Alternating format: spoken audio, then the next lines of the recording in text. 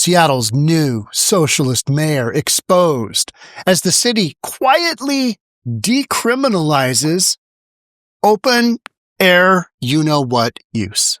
Let's get into it. Here we go. So just a whole bunch of, hey, they're going to do this, and then them saying, oh, we're not doing that, being the police on one side and Seattle's mayor on the other. I'll let you know. I'll have a press conference and I'll tell you when we've got a policy change.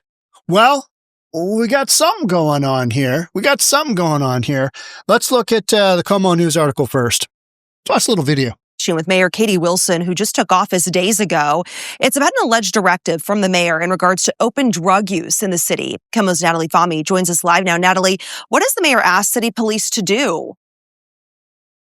Holly Kelly, this is really about what Mayor Katie Wilson has asked city police to stop doing. What we know is, according to the Seattle Police Officers Guild, they say the mayor has asked them to stop making arrests for open drug use. In a statement, the Seattle Police Officers Guild calls the decision naive and ignorant, saying it will create more death and societal decay. The statement also takes aim at the LEAD program, which aims to divert people who, among other things, are engaged in a low-level drug crime away from the criminal legal system and instead connects them with intensive case managers. The Seattle, which doesn't work at all. None of this stuff to date has worked. You got to arrest them, you got to convict them, you got to put them away, or you got to involuntarily put them into treatment or a psych ward, right? Or a psych ward, because so many of these people are just. But that's not what our new mayor is going to do.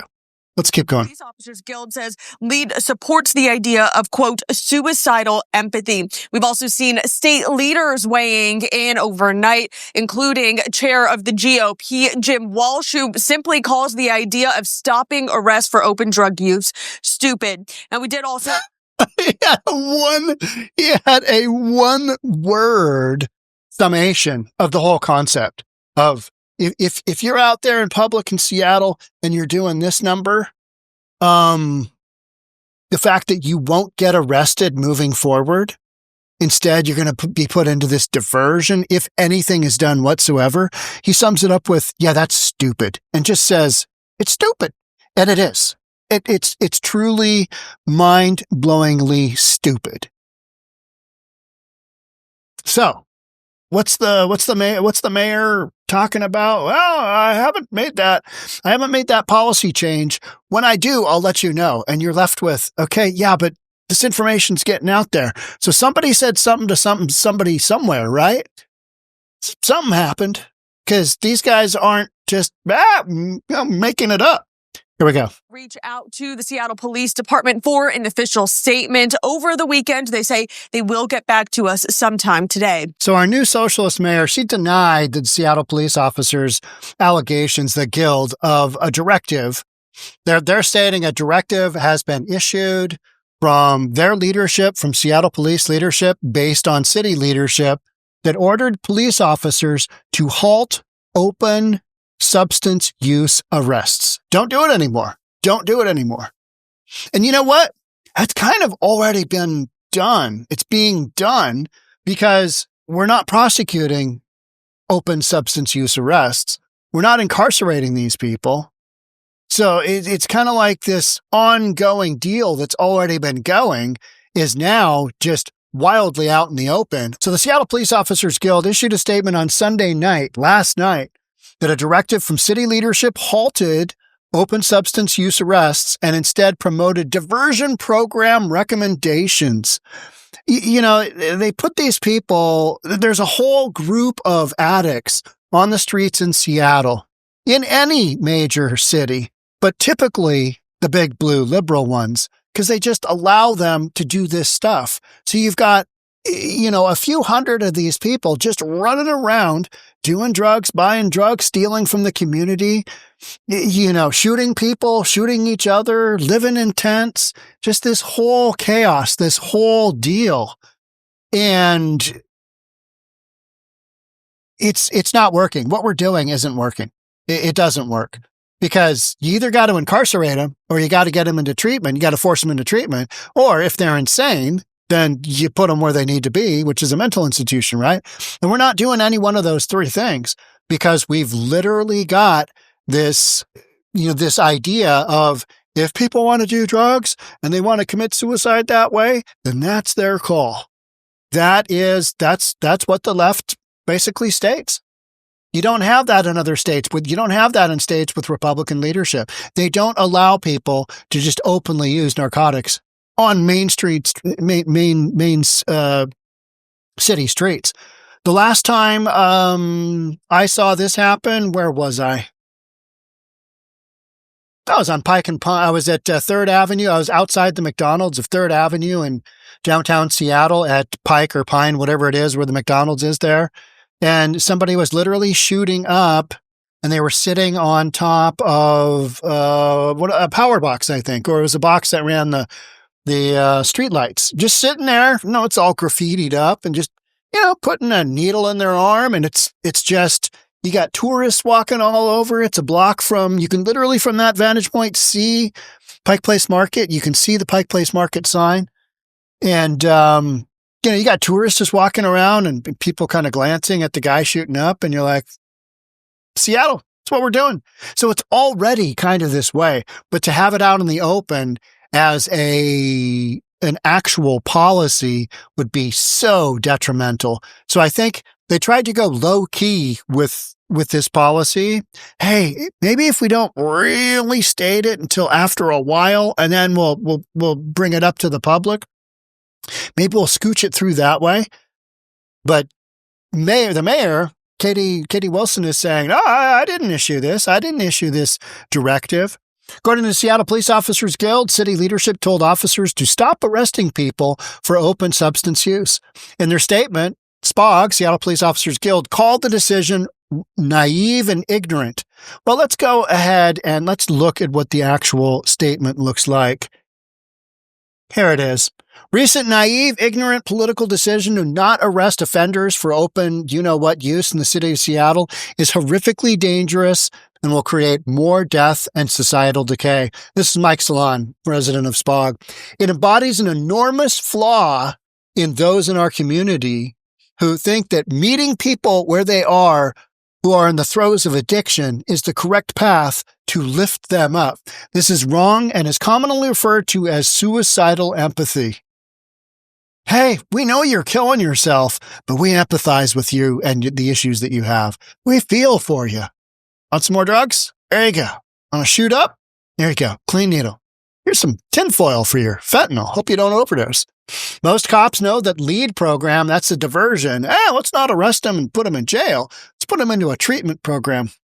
The LEAD program supports this ideology, and they don't want to refer cases. It's a waste of time. We've all seen how our streets can be filled with death, decay, blight, and crime when ideology like this infects our city. It's already there. It's just a matter of, do we assign policy to it? Do we take responsibility? Does Katie Wilson take responsibility? And that's what we're about to figure out. Now, with this resurrected insane direction, death, destruction, and more human suffering will be supercharged, turbocharge that bad boy. And I think he's right. I mean, if you get the word out that, hey, anything goes, then guess what? Anything's going to go. When I was with Andrea Suarez in the Dr. Jose Rizal Park, and we were looking at that park a couple of months ago, and it was just overrun with one big drug dealer and a bunch of his minions. And they were just going gangbusters. And this is in a public park in Seattle, where you take your children. There's literally a dog walking part. Not a lot of people walking their dogs there. There's a tent with a prostitute in it who was doing what looked like to be probably pretty brisk business. You know what I mean?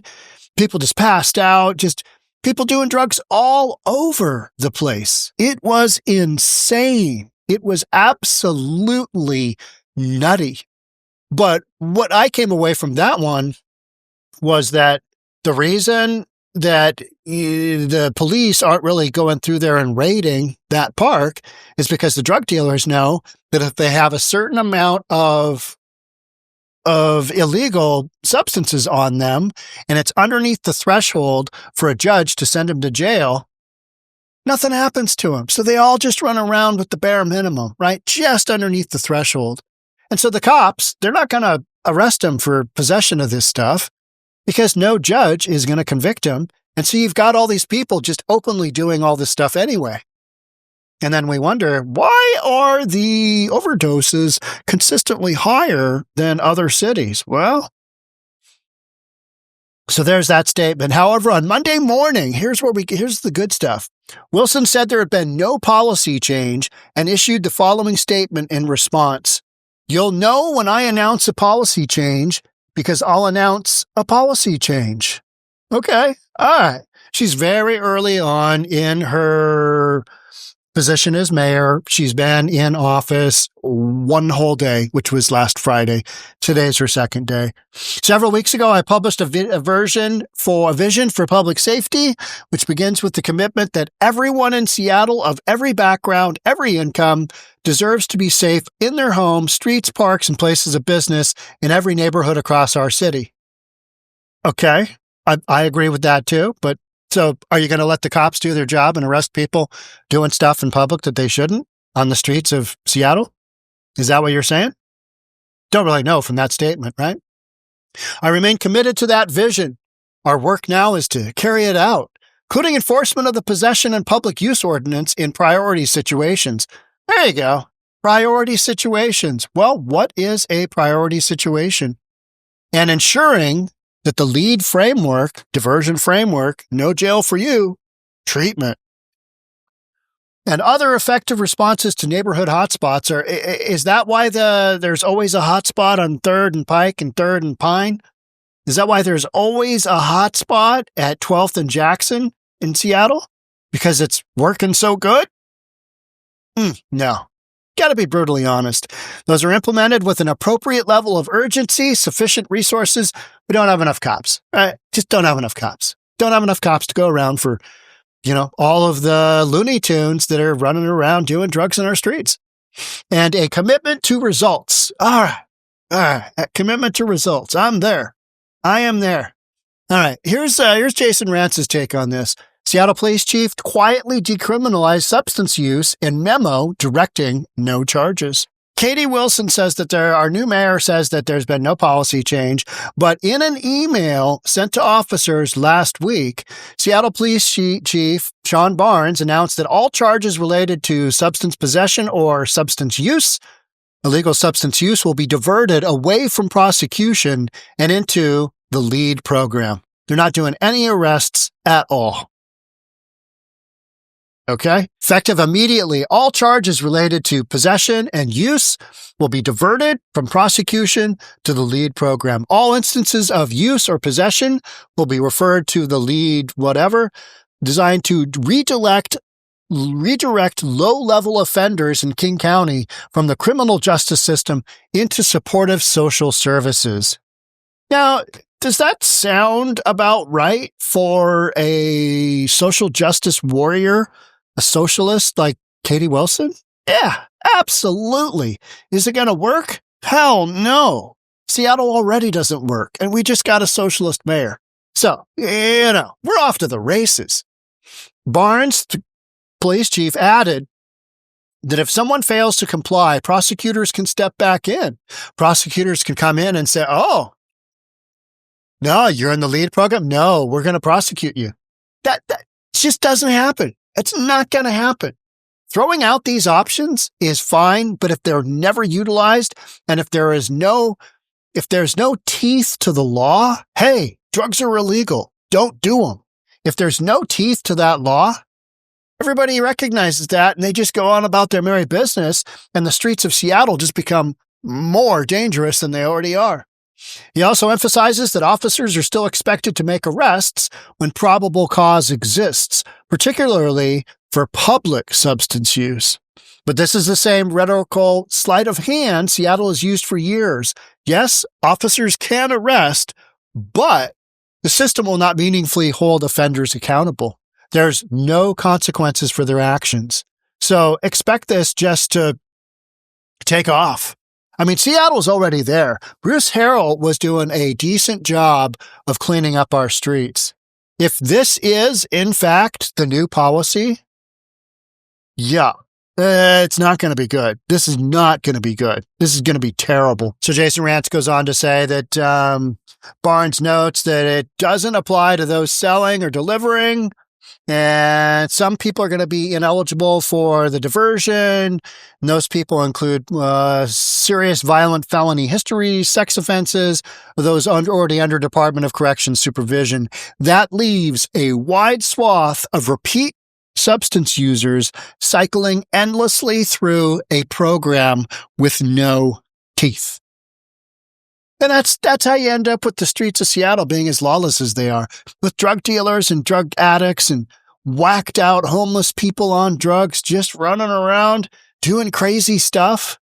That's exactly how you get there, by having policies like this where you don't really know, between the police chief, between elected officials, whomever sending this email back and forth, and the mayor, you don't know which way is up.